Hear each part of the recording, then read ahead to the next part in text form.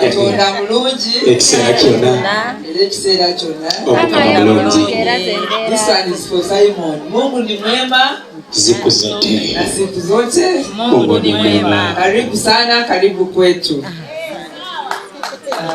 Omugole waffe omulungi Halima webale kuwa maama ekitiibwa. Ate oba wadde maama ekitiibwa, oba wadde naffe abakyala ekitiibwa. Bano bonna bolaba wano olwaleero bamaama bola kuba ffe tukola ne maama Saala. Wootali ffe tubeerawo naye, ne wooli naffe tubeerawo. So banaye Zeridia Wanyoto Mutende ab'Embale tebayongerako big sister. Naitwa big sister hapa Mbale. Karibu wageni wametoka Limuru, karibu sana. Na Kenya ni wajirani, sasa tuko pamoja muungano wa Afrika Mashariki. Karibu. Mimi Kiswahili najua sana na kutengeza hiyo Kiswahili sanifu. Kabisa. Kabisa. Na yo bude bugenze kinaga ni kabiga lida. Halima, I want you to know that we are very happy. We are very happy. Thank you for introducing Simon and for bringing Simon's family home. You've made us proud. You have made us happy. And your mother now looks much younger together.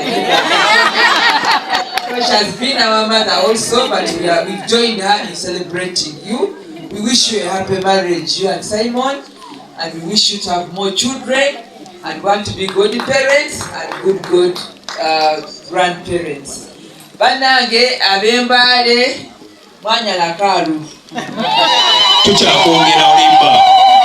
Ojja twekulamu emulago. Lumu neba kalinga ntobandota. Nenda nayitamu. Mwanyala kalu luifula yako already flazika. It's good luck to have rain. You're going to have twins, you're going to have so many. Wow. Blessings. Rain brings blessings. Right. Nayemba nemaliza ngasobola kuva kazindalo. Ngasebaziza bantu ba parish eno. Wano kitute sasinga businzi mwampa konna. Landslide.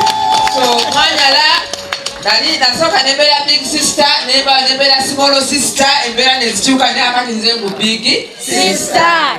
Tebana batulayiza nebe betunalayira tujja kujja emirimu tugikole naye nga ne kakati wendi siriwo. Speaker today. Mwebale nnyo nasabye bwa speaker wa parliament. Bado kirabidde. Leo bya pate ati bya pate ya bakabange president. Chana atwa natuleyo buyinja ab'Embale twagala. Abatwanja ofunga tule. Ate n'omusu nga tule. Naye nga tujja kuviira mwawo. Mwakola ogwammwe ne mumpa akalu n'omutima gumu era sina petition, sina kyegenda kwekwasa. Ngenda kola. Naye era munyongere esaala. Nenyongere esaala tufune ebisingako. Embale tuli mabega. Njagala kwebaza Maama Saala n'abalala batukodde center wano abalotale omukulu wa lotale ali wano Tata Alex Kamukama n'omukyala banaye mwebale abakyala bazalirawo kasokere tugiro kyabakataka family kumpi 10 bazalirawo mwebale nnyo mwebale tusobola kutabeebaza naye nga Maama Saala no yatusakira health center ngava mu family eno eyalotale mwebale nnyo mwebale ddala ebirala njakwogenda kola nnyo okuganika nena asimba ate ndi musanyufu kati sitemye emyaka mulowo. So thank you so much, Alex, Simon and your family. Once again, welcome to Mbale, to our community. From the other side of Kenya, we are Luyas, but here we are Bagisu. Thank you so much.